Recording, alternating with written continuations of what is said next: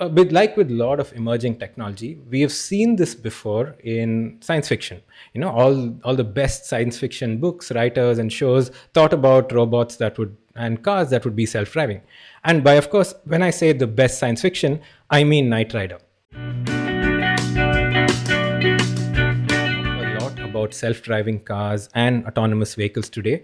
Now, this is an extremely complex topic, and I'm sure in future episodes I'm going to break down other parts of the whole ecosystem around self-driving and autonomous vehicles, because this involves things like big tech, ethics, big auto, jobs, like just whole lot of thing. And in fact, just the tech behind this is so interesting. But we're not going to talk about all of that. I know this show is called the Emerging Tech Show, but today we're actually going to talk about the future of self-driving today, as it is today.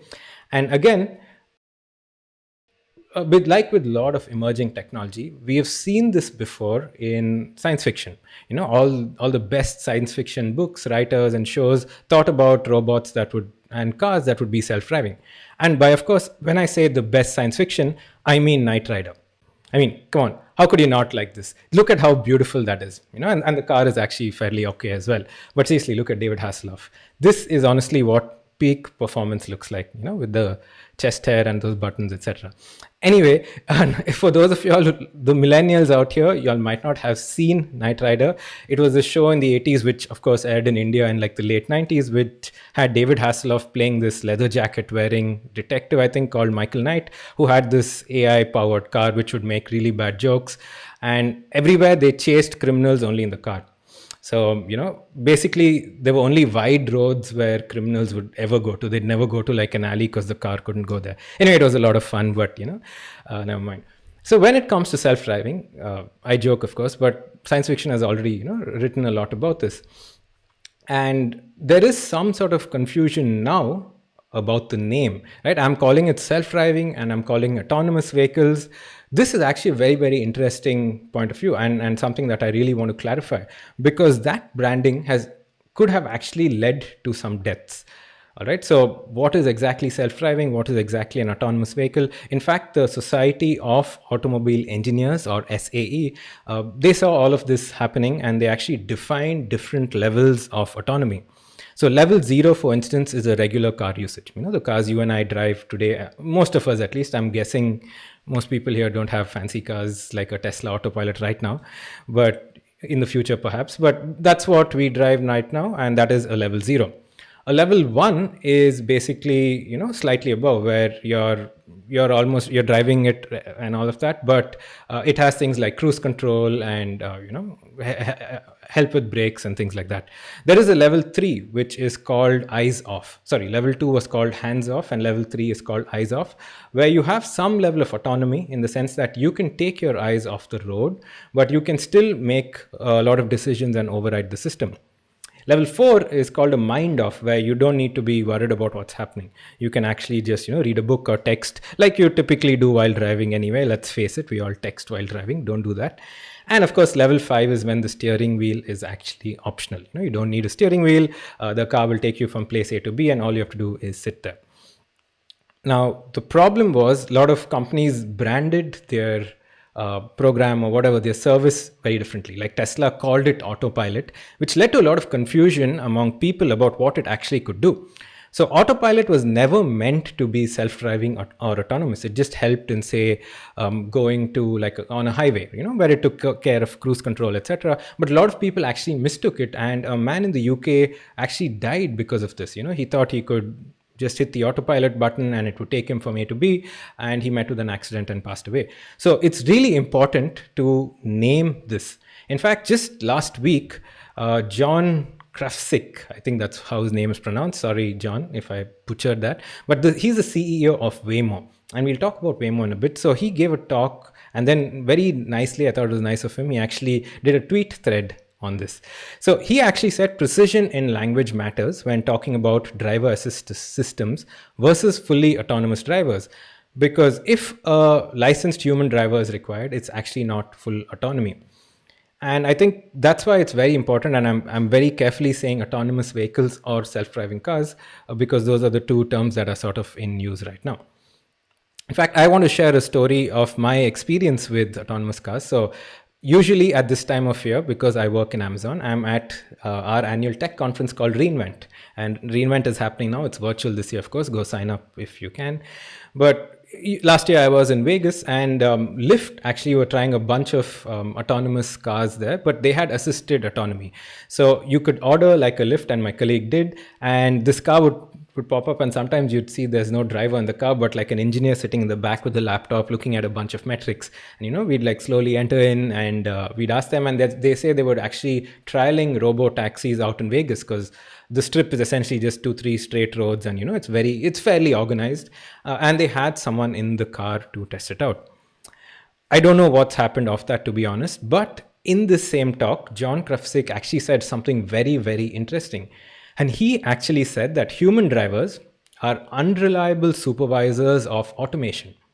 Let that sink in. Human drivers are unreliable supervisors of automation and become increasingly unreliable as the automated driving systems improve. So it's a sort of paradox, because these algorithms are actually increasing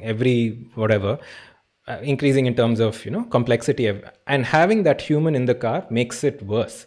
In fact, the Lyft product manager who was sitting with us the other day in the car actually said that at that point of time, this is a year ago exactly, said that if they were to remove all the cars in Vegas and replace them with self-driving, completely autonomous cars, everything would be perfect. It's the humans that are basically causing the problem, which again, I thought was very, very interesting. So that's where we are at when it comes to autonomous vehicles. Now, we can do a deep dive of the tech that goes into it. There's radar and LiDAR and GPS and odometry and, high-speed cameras and 5G, but we'll do that some other time. I essentially, like I said, I want to focus on the scenario today. And I want to do that through the lens of 3 particular companies. They are Waymo, Cruise, and Zoox. First of all, I really think Silicon Valley needs to name their products slightly better. I'm tired of these like 4-letter, like take out the vowel from the word, sort of name, but who am I to judge? Anyway, Waymo, Cruise, and Zoox. So let's start with Waymo. Now, this is very interesting because they're a startup that started within Google and are currently owned by Alphabet. Alphabet is the parent company of Google. And the thing that is interesting is that Waymo has a service called Waymo One that is actually currently running in a suburb in Phoenix right now, in Arizona. So if you're in Phoenix, you can actually go and hail a completely autonomous car. And in fact, it's very cool that there is this dude named Joel Johnson who has a YouTube channel called JJ Ricks Studios. So he's essentially unemployed right now by his own admission. He's taking a break in his university, or rediscovering himself, whatever. We've all been there. And what he's doing is he's putting up a bunch of videos of him sitting in these Waymo taxis. In fact, he just put one today, like literally a few hours ago. So he's very busy with this stuff, as you can see. He's actually taken 60 driverless rides in the last 2 months. And I actually watched a bunch of his videos, and they're really interesting. So he hails the cab. He has like a couple of cameras. There's one video in which you can see the image right here. It's at a very crowded parking lot of a supermarket, and there are people walking across constantly. And the car actually waits 3 minutes before it can move because it keeps waiting for people to move. Basically, this thing won't work in India, let's face it. But essentially, Waymo is at a level 4 where your mind can be off, where you can just sit in the back. Also very interesting to sort of see people look at this car really strangely and like, hey, what the hell is going on? But the cool thing is, yes, they have done like 100,000 rides, and a lot of them were under NDA, etc. But now it's open to the public. In fact, Ars Technica also reports that they have a very, very good success rate.